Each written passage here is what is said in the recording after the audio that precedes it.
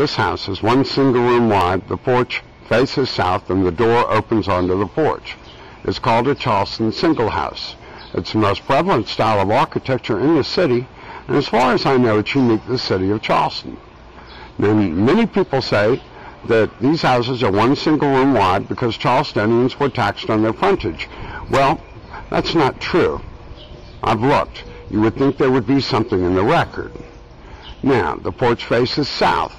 People think it's to catch the sea breeze, but not really. What it does, it keeps the sun off the house when the sun is in the southern and the western sky, and it keeps the house about 10 degrees cooler in the summer. Let me tell you something. If you're here in July, my friends, that is a dear 10 degrees. Interestingly, the door is there for privacy, like a Spanish courtyard. One other aspect of a Charleston single house.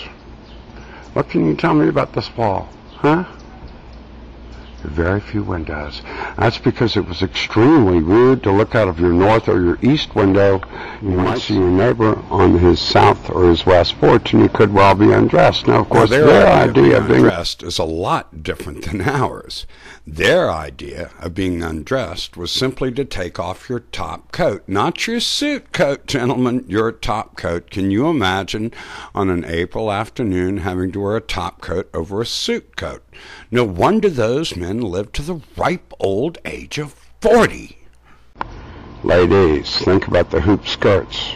15 different layers of petticoats, whalebone corsets. But gentlemen, I will have to say that I've always thought that hoop skirts were actually kind of a rip-off for men. Now, I'm really kind of serious. I mean, you didn't see your wife before you married her.